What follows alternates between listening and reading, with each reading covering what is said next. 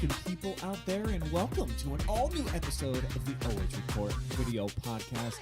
And I know that Ned Stark told us like over and over in that season 1 of Game of Thrones that winter is coming, but till it arrives, I don't think that you actually believe it, but I can tell you it has arrived here in North Central Ohio.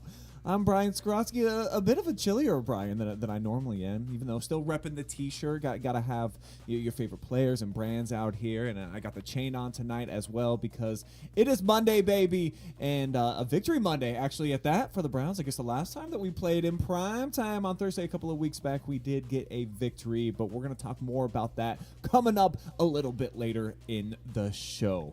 Travis Barty hanging out with me tonight in studio as well, and we just learned, I think today, with the news broke that you're head coach for West Virginia football yesterday, huh? Yesterday, so yeah. No more Neil Brown. How are you taking the news? I know he's a likable guy. You and I both agree that he's at least really cool, and he's out the door.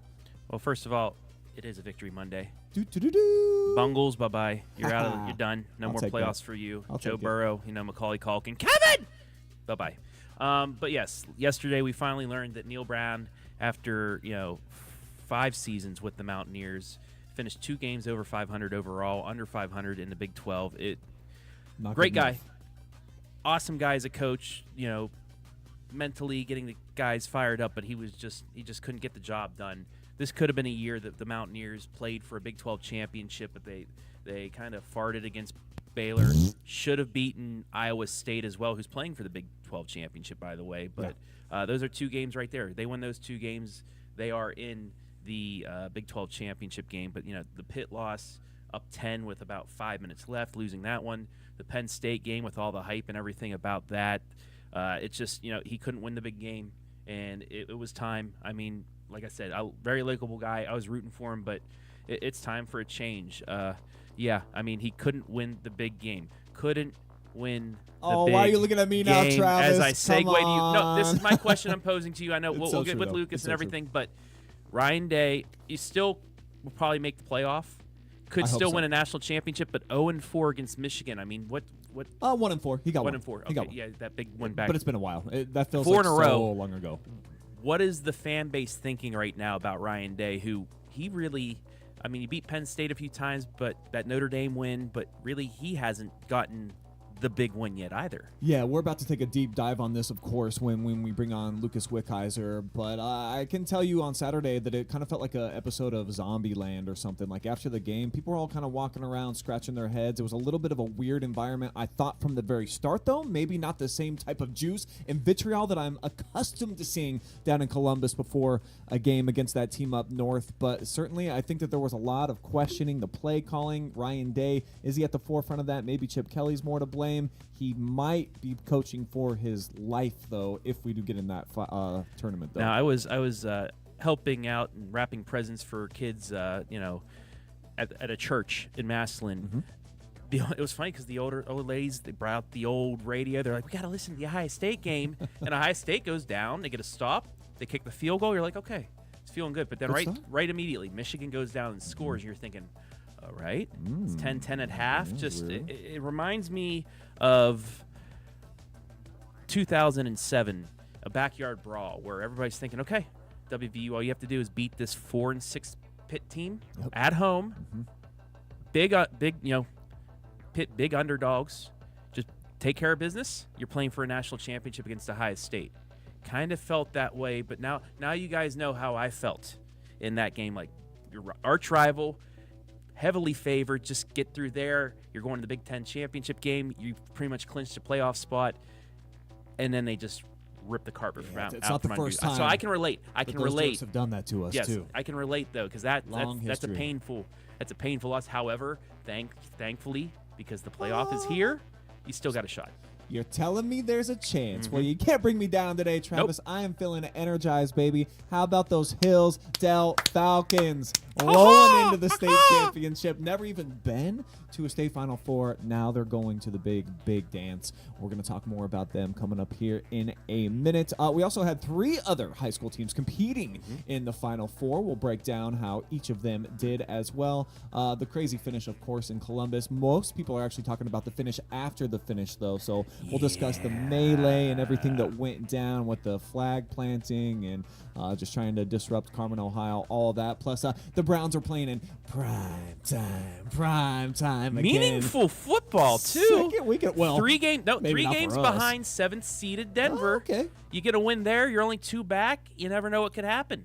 I'm just saying. So more like I'm saying there's a chance. I mean, more like somebody want to put a money line bet on the Browns, you might win some money if they pull that off. Might already threw down. But I was looking at the standings bucks. last night, and I'm thinking, what's going on right now? Denver's got the 7th seed, but they have a win over them.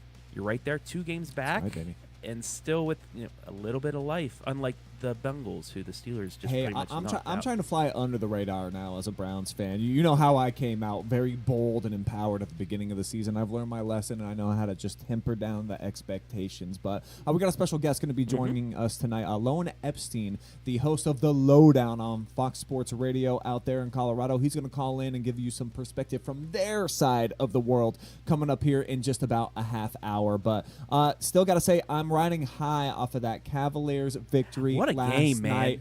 Let's start there. We are number 1 in the entire NBA. That was a battle of the top 2 forces in the entire league, and I got to tell you that I was really impressed with just the mettle and the mental mentality of this team and the way that we're looking now. New head coach, same old environment that we're accustomed to out there at Rocket Mortgage Phil's house. It was lit last night. Everybody came to life, and the Cavs put up a really good fight at the beginning of the game, and it felt like it was just going to be the Celtics night again in that matchup.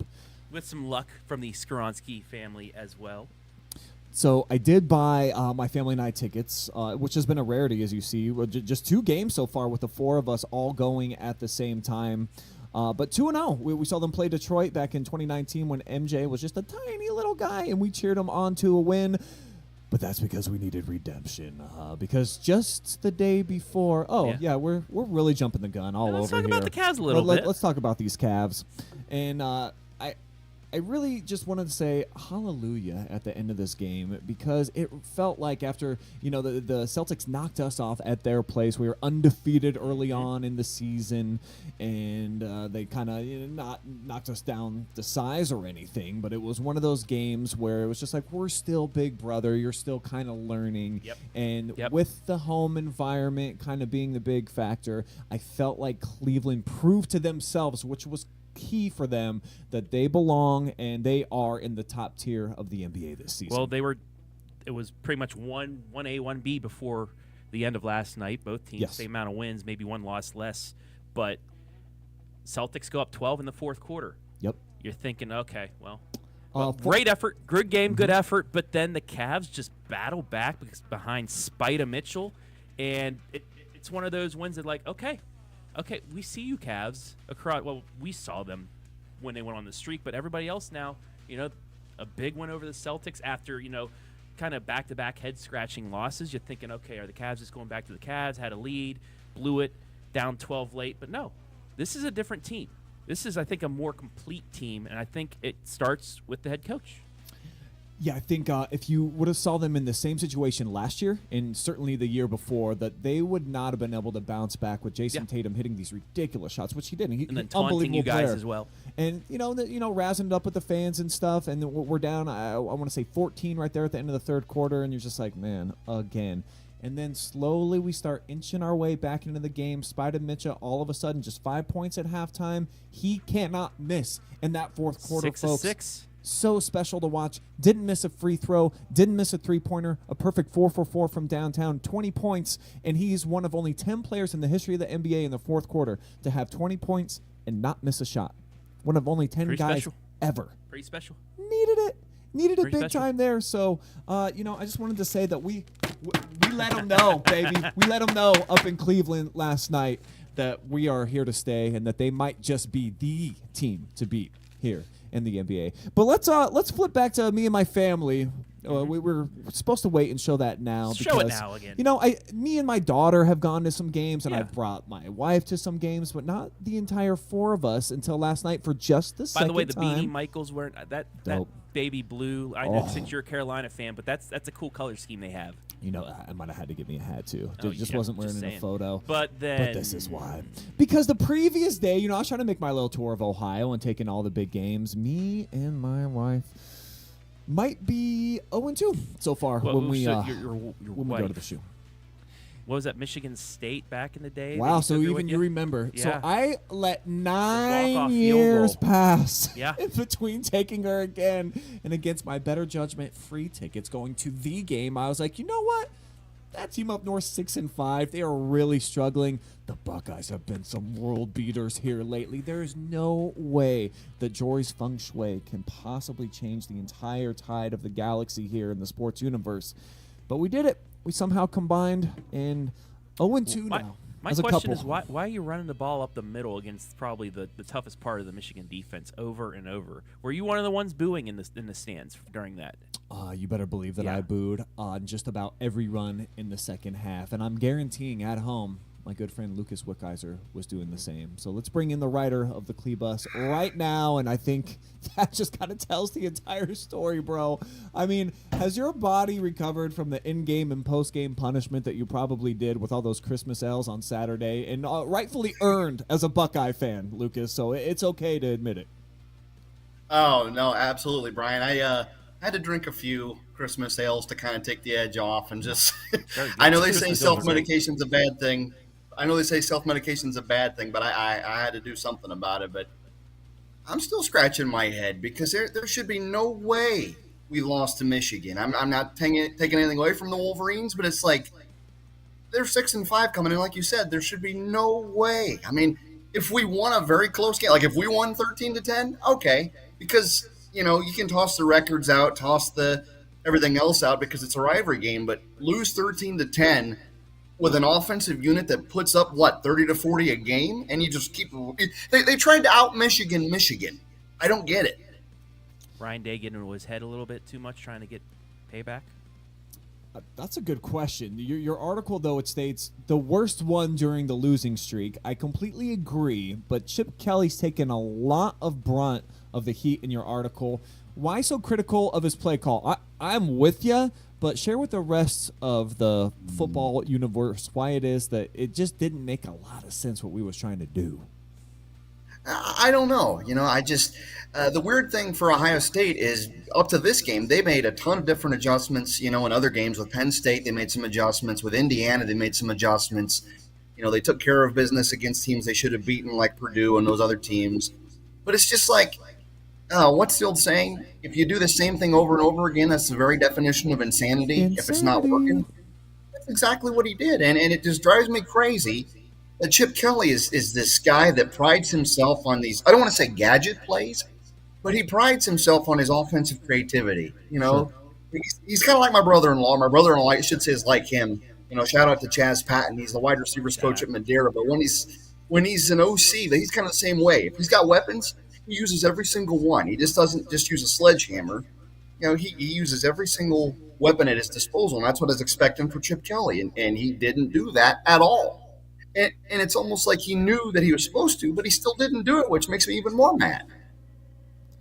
Will Howard definitely did not look like himself after he took that big hit early on in the game, Lucas. Do you feel like that affected him and that maybe we should have kept rolling with Brown or one of the other 5-star guys that we've got over on the bench? Because I understand it's senior day. Will Howard said that he's okay and he got back out there. I'm not sure that he looked downfield once after taking that devastating blow. Right, and I'm glad you said something, Brian, because I didn't mention this in my article, but that's a good way to look at it. I'm glad you brought that up. I didn't really think of it, but maybe that hit did affect him. Maybe it did really screw him up. I don't know, because even when he did go or try to throw the ball downfield, the accuracy was not there. It just was not there, and then when he thought he was accurate enough to make these bigger throws, he forced them and tried to play hero ball, so maybe it did mess him up. I don't know if they should have gone with Devin Brown because I think Brown's more of a runner, but maybe they should have gone with somebody else. That's a good question. I didn't think of it that way. I was probably still too mad on Saturday to think straight. which is fair enough. Yeah. And Travis just said about his own coach who just lost his job yesterday. He can't win the big game. That's been the MO right now for Coach Day. So as an outsider, Travis, you see the struggles that we've had against not just that team up north, but also the top 5 opponents, the top 10 opponents. If you're the brass over at Ohio State, you cut ties with Ryan Day regardless of what happens in the playoffs if they do get in. I will say, if you do, West Virginia will welcome you in open arms. But no, I mean, he's a good coach. It's a good question. The Notre Dame win, you and I witnessed it with our own eyes. They needed a score at the end of the game to win it. That's one top 5 victory, top 10 victory right there. The Oregon game, they let it slip away late. The countless Michigan games. Okay, you beat Penn State, but Penn State's just still, even though they're playing for the Big Ten championship. How crazy is that because of the big schedule? Okay, you beat Indiana. Indiana's had a great season, but that's just, I still don't put them in the tier of the upper echelon teams. I mean, who does Indiana beat up into that point? Yeah, you know what I mean? Nobody in the top 25. So, I mean, they're getting ranked wins, but they're not getting the big win. And until, you get a couple wins in the playoff, maybe get yourself one of those trophies in the semifinal or a quarterfinal, something like that, things start to turn. But until he gets a win there, you're kind of like Notre Dame. Notre Dame, okay, you get through the regular season, you get your wins, but when's the last time Notre Dame's gotten that big win? Yeah, not for a long time for the Irish. So, just not for a while for us too, as Buckeye fans. Even though you don't want to act like it's been forever. 2014, we were able to claim that first Final Four tournament. But it's just that expectation of Ohio State fans because you're up there. Look at Alabama. Alabama has been able to stay there and then get the big wins and big wins. Well, now that Mr. Saban is now a part of game day instead of, the squad's still there at Alabama. But that's, I think, what you as Ohio State fans want to be. You want to be that new Alabama now where you're doing what you're supposed to in the regular season, but then you're winning the big game as well. And can Ryan Day do that? Well, Lucas, so far the answer has been no. So let's just say that we do end up getting into the playoffs. Do you feel like Ryan Day is coaching for his life and he's got to at least get to the Natty in order to be around next season? Man, I really hate making these calls because, and I'm going to preface this by saying, I would never be one of those fans that would threaten Ryan Day with anything worse than, his job. Because there's been some idiots on social media that have given him death threats, which is just wrong. I think he's a good person from what I've read and what I've seen. He's gone through some tough stuff in his life. He lost his father at a very young age. But as far as his coaching career, I think, as far as at Ohio State, I think he is coaching for his job. Or let's just say Ohio State gets into the playoff and they get bounced in the first round if they play it like Notre Dame or something and the Irish beat them. I would say that would cause him to lose his job. I hate saying it, but yeah, I think he is coaching for his job. And I don't know if it'll take going all the way and winning it. I think that'll be the only way he'd give himself some extended job security is if he went to the national title game and won it against whoever showed up there. But yeah, I think he's running out of time. I remember we talked about the 23 Michigan game last year, and I said I wanted to stick with Ryan Day through at least 24. But man, oh man, losing to Michigan the way he did really hurt him. So yeah, I think he is coaching for his job. Mm-hmm. Well, it bites. Go ahead.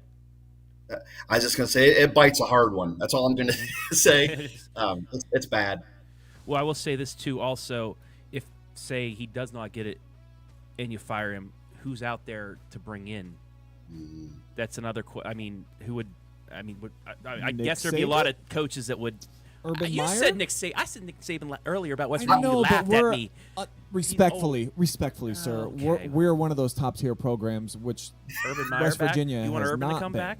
We are at least an attractive place to go. Well, I will, then I would say probably there would be a coach or two that probably want to jump ship from their place to be a coach of the Ohio State University. But that's something you have to. Every year you're fired up, fire him. But who would you bring in to correct the ship? I like Ryan Day. Too. I like the coaching staff actually from top to bottom, and I hate saying it now. After what I saw on Saturday Brian with Hartline, my head own coach? eyes, I don't think he's ready, and I think he's pretty happy doing what he's doing, bringing in all the top-tier best wideouts in the entire country. But a lot of the talk, Lucas, actually was not even about the game after the game. It was from the melee that took place, and I kind of see it from both perspectives. Okay, you're Michigan. You just win a big game on the road. You want to stop. You want to have a good time.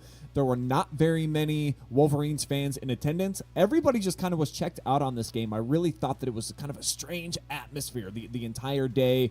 But to do it during Carmen, Ohio, I thought is what triggered all this. And was if they would have just waited until after that, I think it would have been fine. And not a big deal, just another video clip that they can throw on their Twitter account. Doing it during that special moment for a lot of these seniors, it was senior day for Ohio State. That is where I really thought there was a big problem with this. What was your take and your perspective? I've watched a million different angles. None of them are good. None of this is good for college football, not even if you're a Michigan fan. What did you think when you saw this break out right at the end of the game? I'll be honest with you, and I wasn't even thinking about Carmen, Ohio or anything after that. And perhaps this is a short-sighted way of seeing it, but my very first thought, my unfiltered very first thought when I saw that was win the game if you're Ohio State, and this won't happen.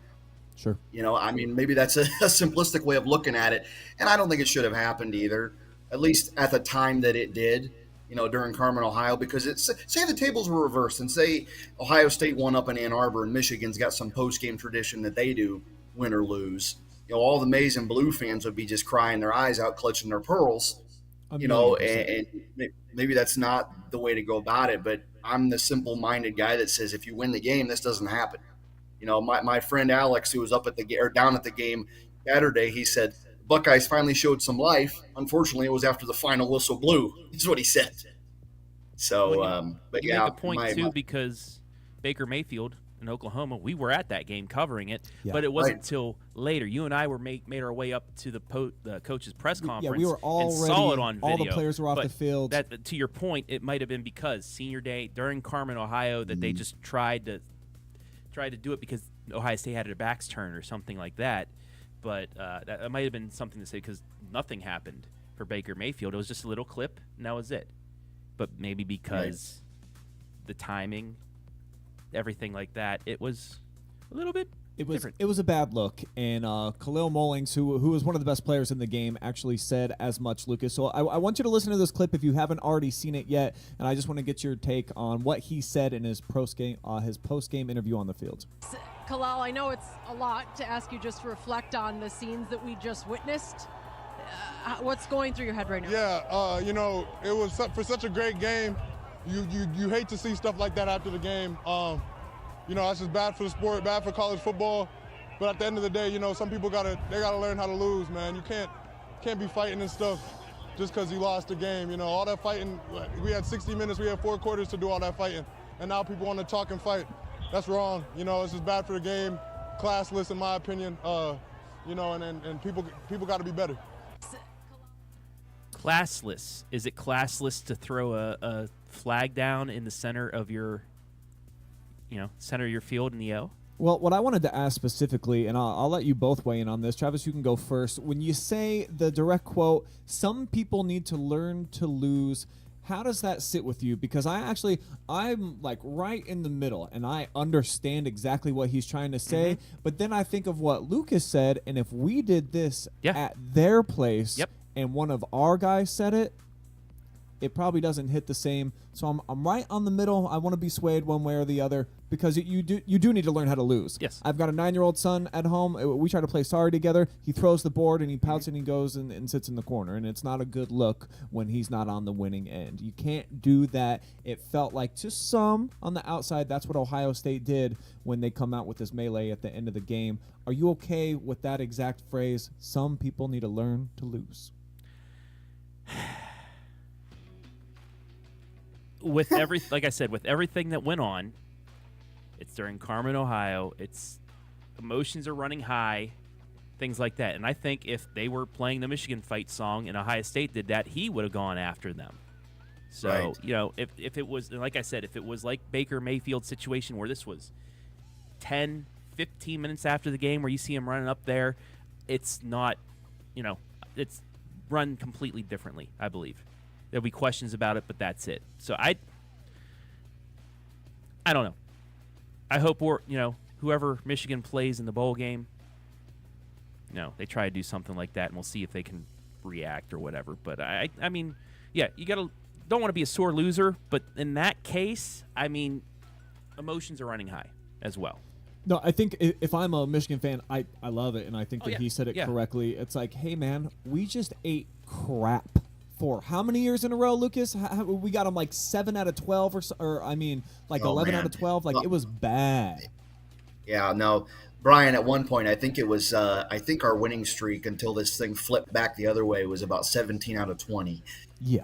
We won 17 out of 20, I think. But to flip Khalil Mullings' quote, people need to learn how to lose, I'm going to shove it back in his face and go, yeah, but you need to learn how to act like you've been there before. There you go. Because Michigan has come back, and I'll say that Michigan, I think, is hopefully for the sake of the Big Ten and college football, has kind of revitalized themselves.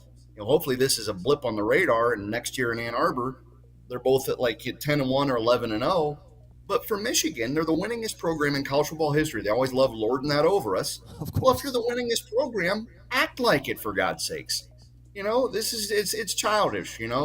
I mean, part of me is like Mayfield, let the guys play or let the guys do what they do with the flag planting. But also, if you're going to tell us we need to learn how to lose, you need to act like you've learned how to win and that you've been there before. And these are the defending national champions, That's mind true. you. Yeah. Everybody on that field, Right. minus the real freshmen out there, were a part of something huge the last several years. So I think I just got swayed over on your side of the equation there, Lucas. Yeah. No soup for you, not in it. Don't tell us that we need to learn how to lose. You did a nice job of it there for about 20 years there. And hopefully we can serve it back up to them. And, the best way to give revenge, of course, very cold, Lucas. So maybe, just maybe, Michigan will return to their big heights that they've been these last several years when they had Harbaugh on the sideline, and they'll be actually competing for something next year. I think it was just a big convolution of it was just a weird atmosphere on Saturday. I can definitely say that. From the pregame and the tailgating, nobody was really talking about football, at least not to me. And granted, there was a lot of other parties going on. There's 110,000 people out there,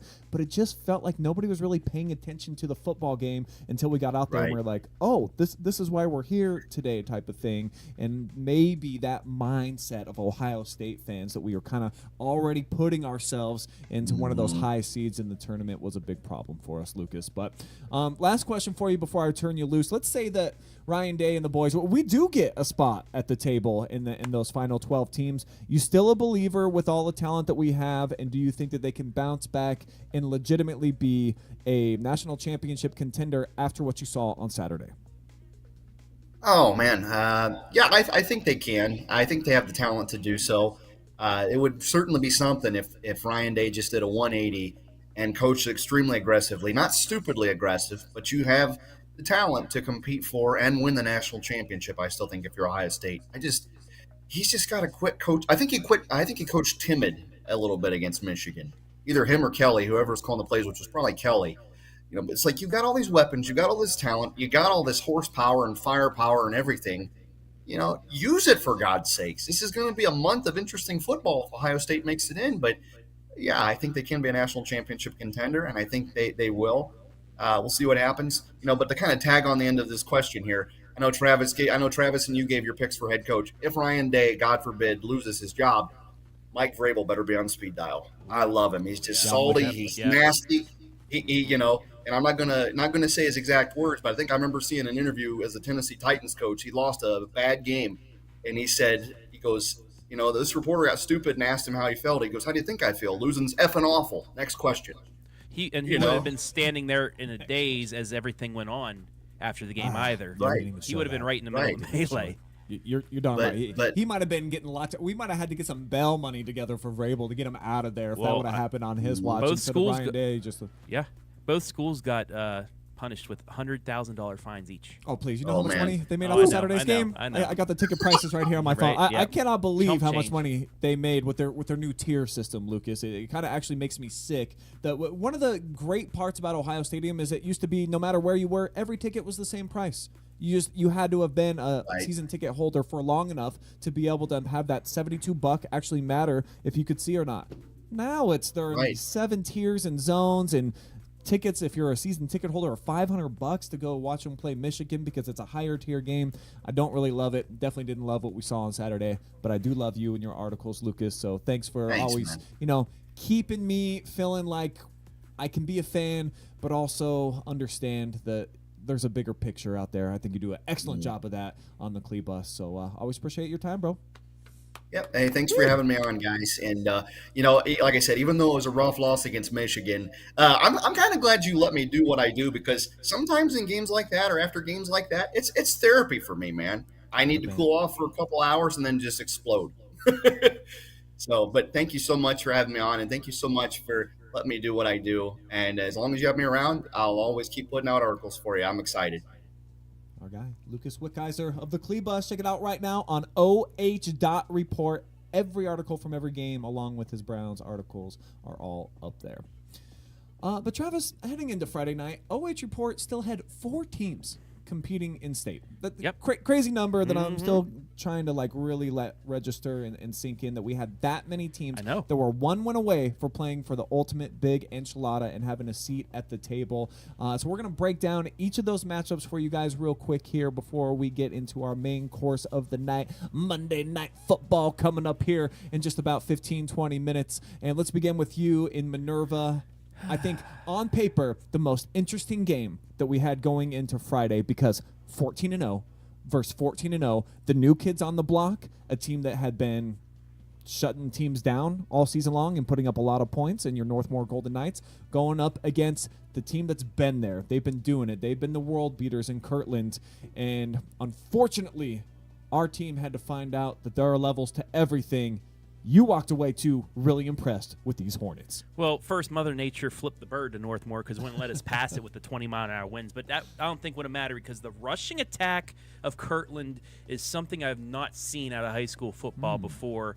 Frieri, the big bowling ball running back, and then Laverty, the quarterback with the RPO. But look at this beautiful play. Ooh. The screen pass worked multiple times, and Cohen Becker, I told you, he is the Tavon Austin? The Tavon Austin of the K-Mac right there, going to the house. Tied it at 7. It was only 20. It was 14-7.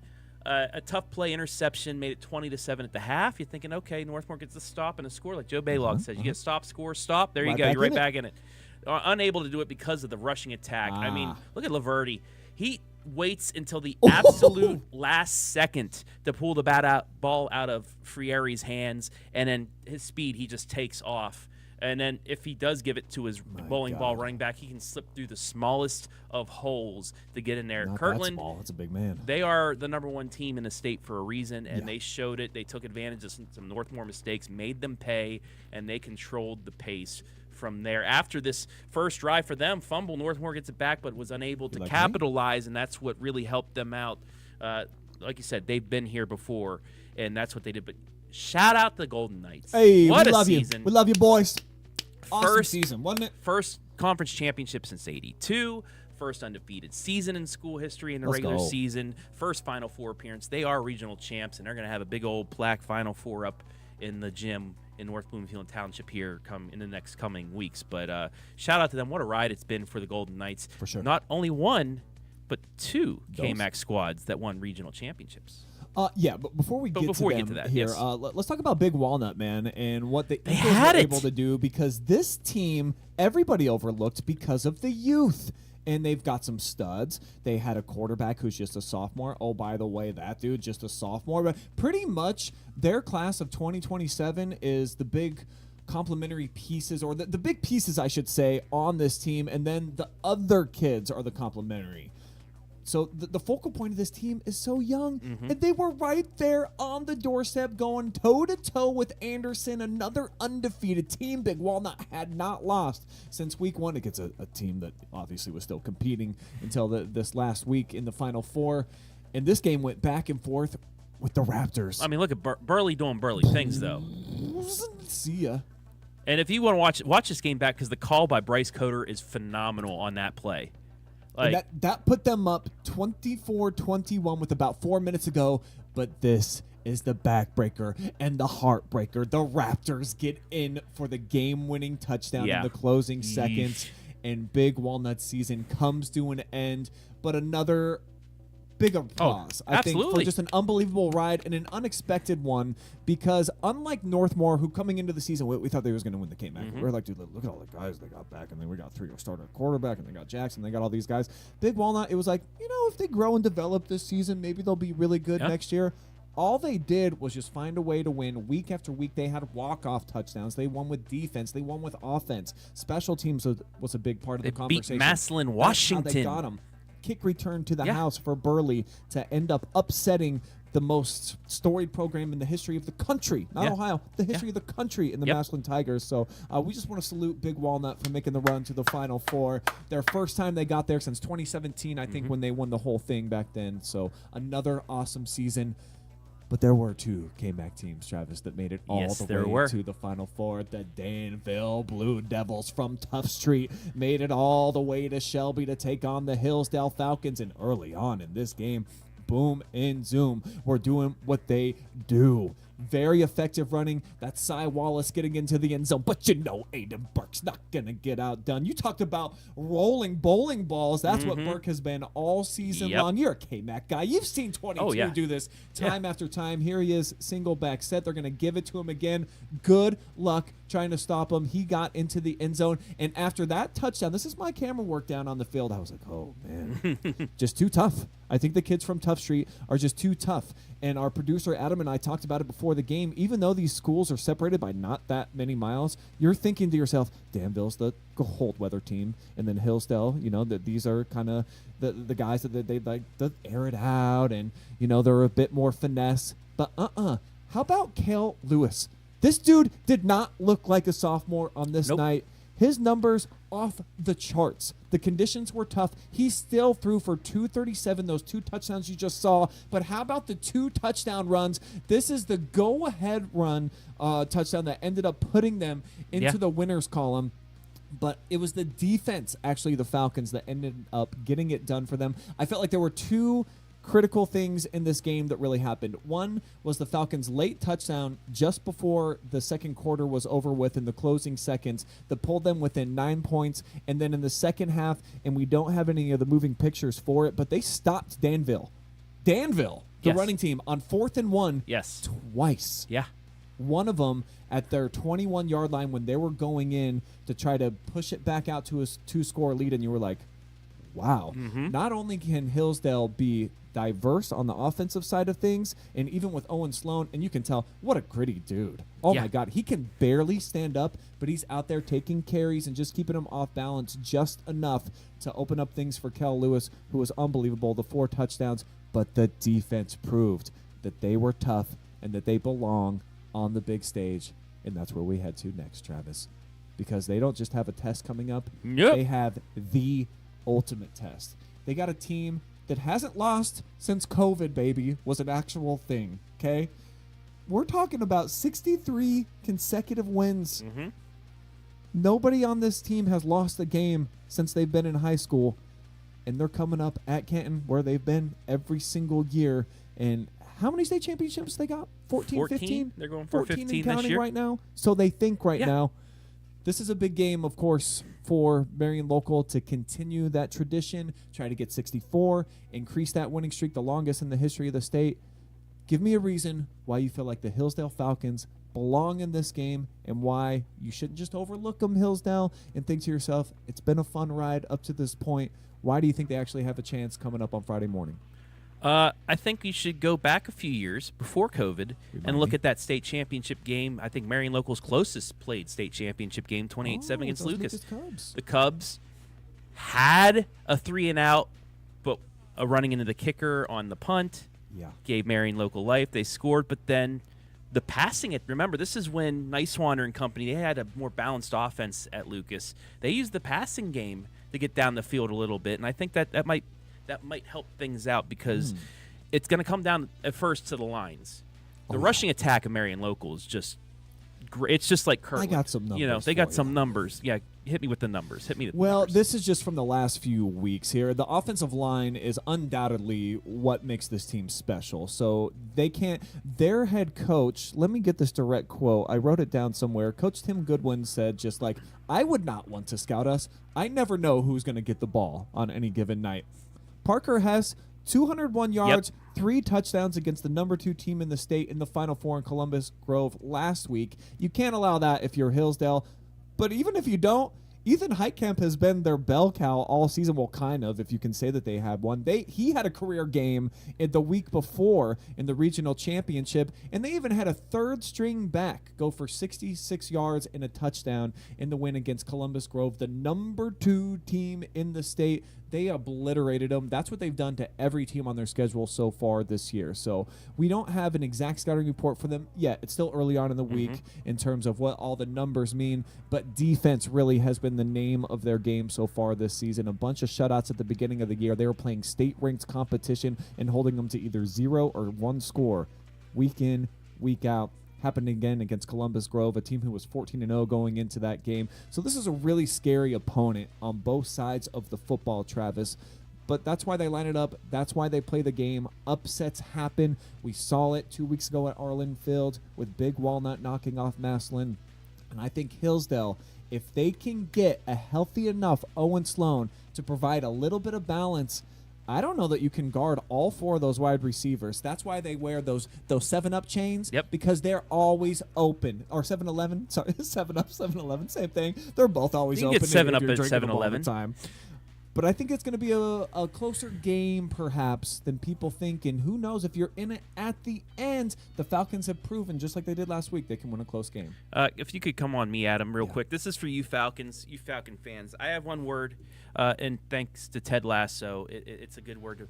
Believe. Who gives a crap about what's across the way? The names on their jerseys, their 63-game winning streak. Ew. They haven't faced Hillsdale before. Yeah. They haven't faced you before. No. They don't know what they have coming at them. You go man to man. The guy that's across from you, you block them, you tackle, you do what you're supposed to do, and you will be in it if you do believe. Because I know there's teams that come in there and see Marion Local and they just, and they're done before the game. You believe in yourself, you believe in your coaches, you believe in your game plan, and you believe in your teammates, and you will be in it at the end. So, Coach Klein, if you're watching this, go ahead and record Travis zoomed in as much as we can. Play this for the kids in the locker room right before the game. No pre-game speech or press clippings, none of that necessary. We got your back right here. But, Travis, it's Monday. So, other than the podcast, you still got a game to worry about, don't you? What is it? What does this indicate? Bum, bum, bum, bum. Dun, dun, dun, dun. Dun, dun, dun, dun, dun. That's right. We got some Monday Night Football coming up. And my Cleveland Browns are playing in it tonight. Myles Garrett trying to hit a milestone. We'll see if he's able to do it. Does going to go against a rookie quarterback tonight. And to offer a little bit more perspective on tonight's matchup, because we are out in the Mile High City, I've got a special treat for you folks out there. The host of The Lowdown on Fox Sports Radio. There he is, Lowen Epstein. How we doing, pal? How's life out in Colorado right now? It's going good. Can you hear me all right, Brian? Thanks for having me. Of course, brother. I hear you loud and clear. How's the snow today? I seen my mom said y'all been getting pelted a little bit too early on so far. So what's it look like outside your windows? It was snowing pretty heavy the last couple of weeks, and it's kind of died down since Thanksgiving. But it's coming. It's on schedule. Yeah, as it needs to be. Football weather during football season, I love it, and that's one of my favorite parts about Colorado, that you guys, you always got the white stuff out there anytime that we get really deep into the fall and then into the winter. But when I talk to you, and I talk to your co-host, Jeff Forker, before the season, a few days before week 1, as I recall, we were talking about the Denver Broncos. We had zero expectations for this team. I think we were picking them right around where the Raiders are right now and saying that's probably how they're going to compete this year in the AFC West. How shocked and surprised and probably just thrilled are you that they're 7-5 and you boys are right in the thick of the playoff race? Yeah, absolutely. I mean, if you go back to the beginning of the season, this was a team that was slated to win maybe 5 games. I think Vegas had their official win total at 5.5. So, getting a win tonight, Monday Night Football, would put the Broncos at 8 wins, which not many people had.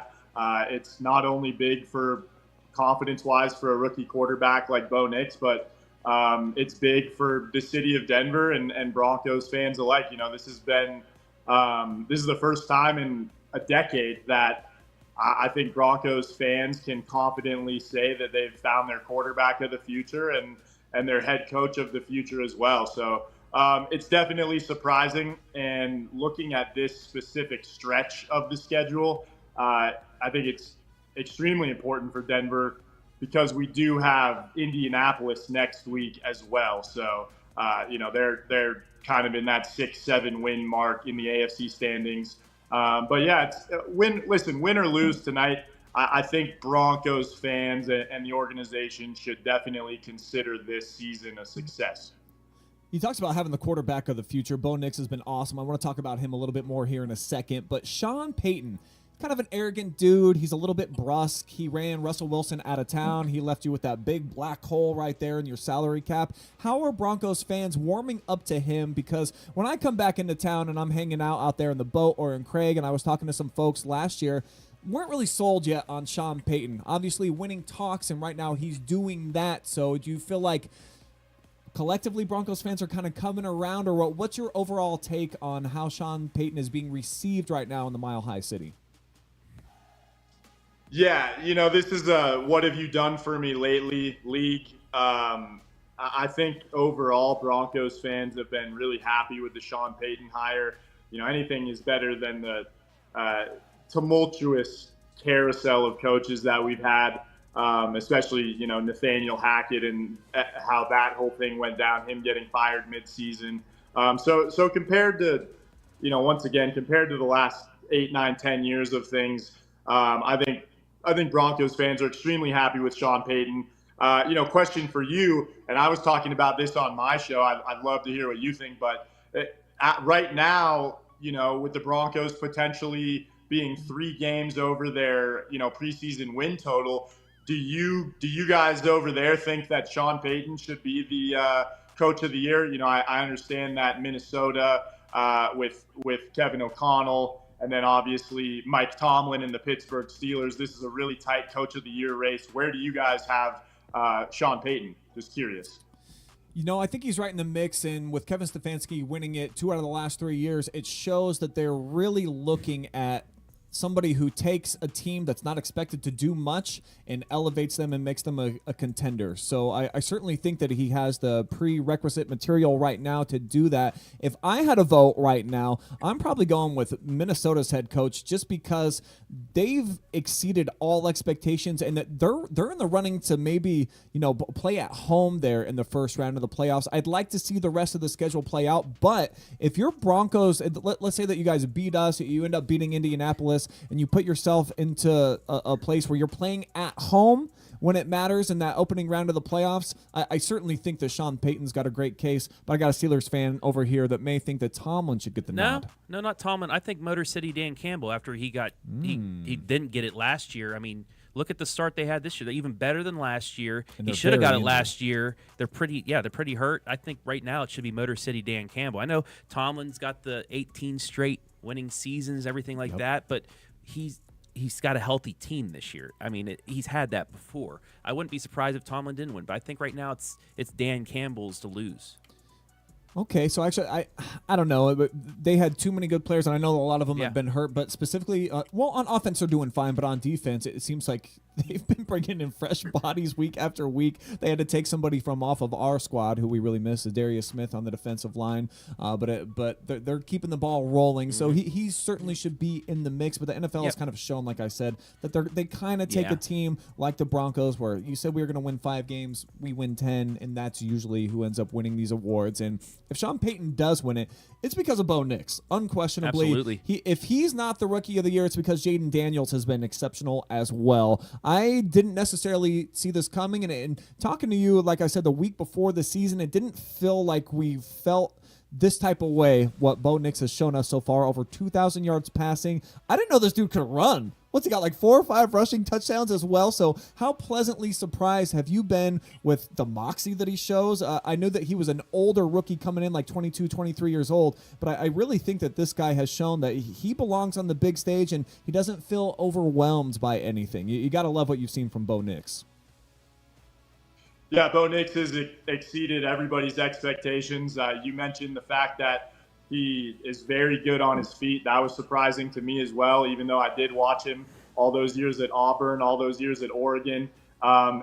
His game is definitely translated to the NFL very well. He is extremely fast, and he's good in the pocket.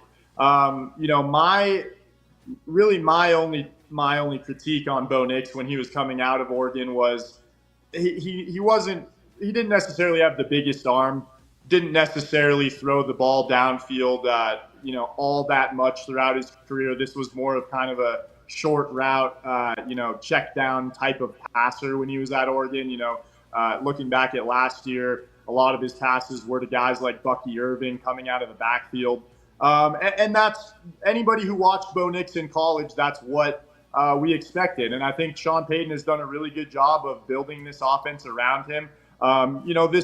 The Broncos fans may have been a little bit surprised at first to kind of find out that this kid isn't necessarily the biggest gunslinger that you're ever going to see. This isn't necessarily Josh Allen.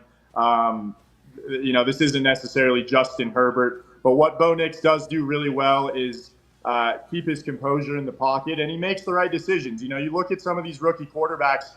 Take Caleb Williams, for example, in Chicago. Caleb Williams in that Chicago Bears defense, which has actually been pretty decent this season, that Bears defense had a chance to win him plenty of games, and he just continued to turn the ball over. And that's something that you see that's very typical of rookie quarterbacks. But Bo Nix, on the other hand, has done a really good job protecting the football. He has put this Broncos team and this Broncos defense in position to win games. And that's really all you can ask for a first-year starter. And he has done a very good job at just controlling possession and not coughing the football up. I got to get your perspective on when you see the Browns on the schedule as a Broncos fan, because I was indoctrinated into a home in Colorado, of course. Well, I'm brought from the hospital to my place of living in a Browns onesie, and there was this big head-to-head with the drive and the fumble when I was just a baby and then 1 year old, those first 2 years. That's what I was born into, Lowen. So I've always had this disgust and this hatred and this feeling when I see the Broncos on the schedule that I want to beat you just about as bad as I do the AFC North opponents. And since you guys have been on the nice winning end of things, I wonder how you look at us Browns fans, and if this is a rivalry game to you and being a member of the younger generation. When you see Cleveland on your schedule, do you think, Sharpie and move on to the next one, or is this still a little bit of a rivalry all these years later? It's a good question, and I think it does kind of vary just based on what generation you may be. Absolutely. Anybody who's older or who was alive for all of those AFC championship battles back in the day, yes, this is absolutely a rivalry game.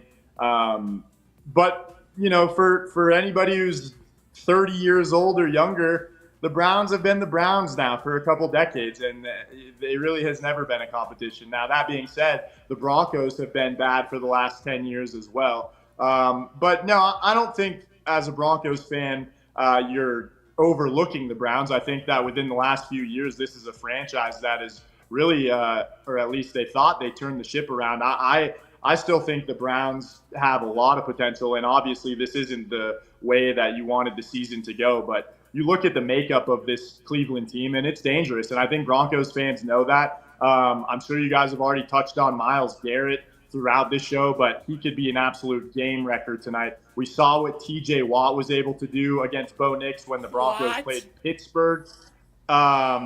This is going to be a Myles Garrett versus Bo Nix matchup.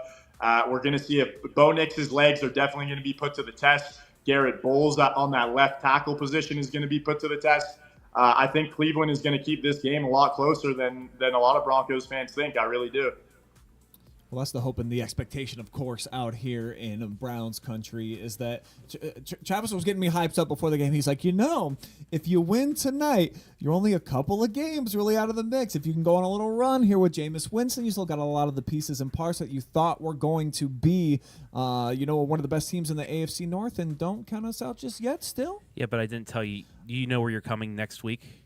Yeah, I do. Yeah. We got to go to your place. Mm-hmm. So we'll just say it right now. But real quickly. Yeah. Sorry. Real quickly, I just want to say the one thing I do like about this Browns team, and I know you just mentioned that they're if they win this game, potentially they could be in the playoffs. I honestly think they're beyond that. I think this Browns team, if anything, they've kind of embraced the villain role going down the final stretch of this season.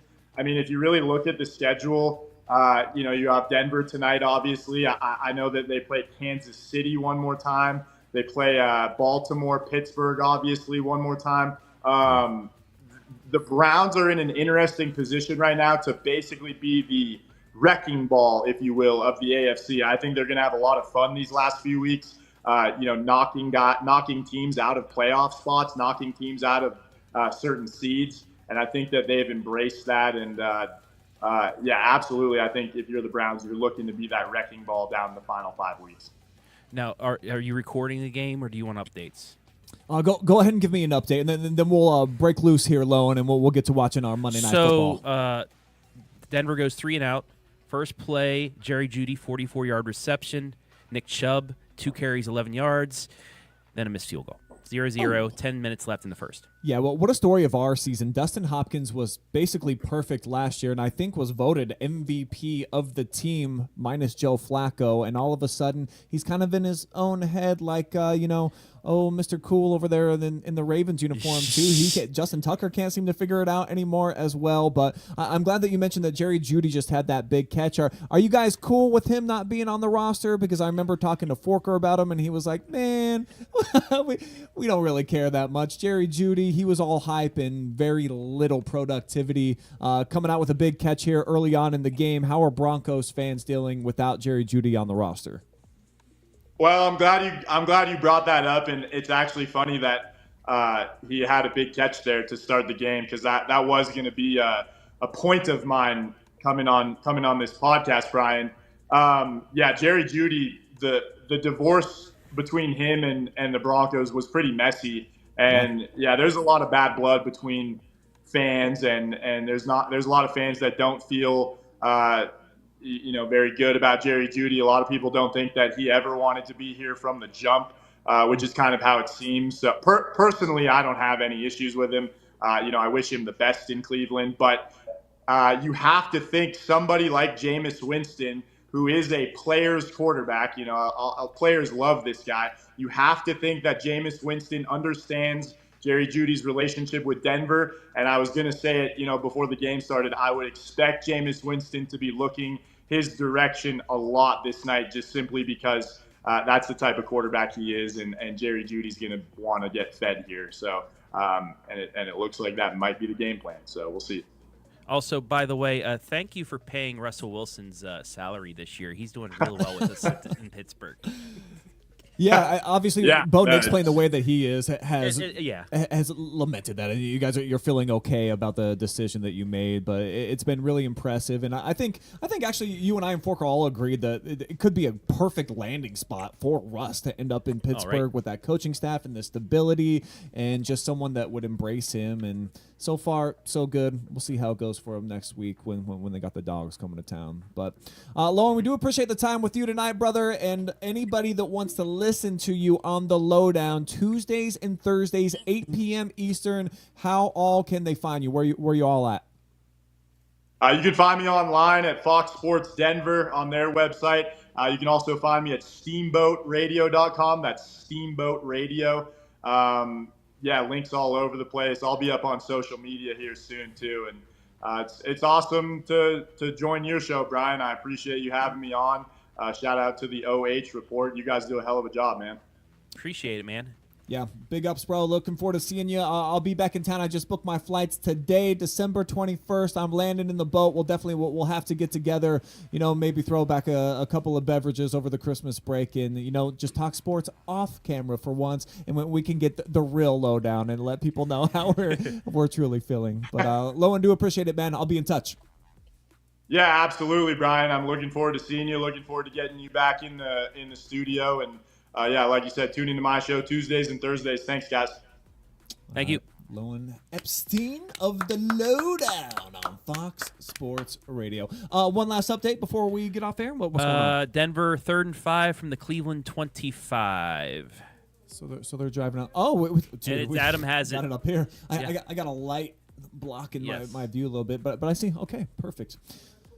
So, we're going to jump off the airwaves here. We're going to tune into the Monday Night Football. Hopefully, well, I don't know. I'm a little bit torn on this. I like the idea of being able to pull off some upsets here at the end of the year. So the Bengals are kind of out of it now. Yes. But we get Kansas City at home in 2 weeks after we go to Pittsburgh. Then we get the Dolphins, and we finish things up on the road at Baltimore. So while you're in this like strange situation where the Dolphins are just ahead of you too, so that's like. But I don't really think that we're in the playoff chase anymore. I don't even think that that's what we're preaching at this point. Yeah. But as a fan, it's like, do we really want to get these wins? I always do. I'm never one that's like, let's suck for you want to talk whoever about it's gonna draft be. stock or? That's what I'm saying. You know, I mean, I don't like doing that, so I'm all about trying to win every single game, and even if it puts us in a spot where we're drafting 12th instead of in the top 3, let's go get some wins and certainly terrorize some teams. What's the quarterback look like into the draft this year for, That's the question. But you can find a Bo Nix later in the draft. Yeah. You don't always have to get the Jaden Daniels up at the top or a Caleb Williams, or it looks like Shador Sanders is going to be the prime pick this year, probably go number 1. Or get a Travis Hunter, for now. trade up for a Travis Hunter. He's a very interesting dude. So it no matter how the cookie crumbles for the Browns, it could be a lot of fun down the stretch to just, like Lowen said, to just ruin some playoff standings and pictures for a lot of teams. But at the same time, if the cookie don't crumble that way in terms of wins, then it does benefit us for the future. And Lord knows, all these years without draft picks because of that awful Deshaun Watson trade, we could use like a top 10 pick at this point. Well, it's going to pain me, but if the Steelers end up winning a Christmas Day game at home against Kansas City, I might have to root for the Browns against Kansas City because that would help us get the 1 seed if we keep you can winning. root for us. That's December 15th. So go ahead. So that's the week right before. So let's back Put to some back of your losses. Christmas spirit behind my Browns. Yeah, We'll take it. But that's it for now, folks. We'll see you guys. We got live streams tomorrow.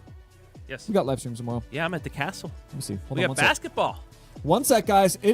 Winter is not just coming; it's here. Okay, winter sports are here. Oh yeah, I'm on a game. I forgot. So Ontario at Clear Fork girls tomorrow. Colonel Crawford at Upper Sandusky girls, and then Centerburg at Northmore. Travis is going to be at the castle, so we'll have all 3 of those games live and free.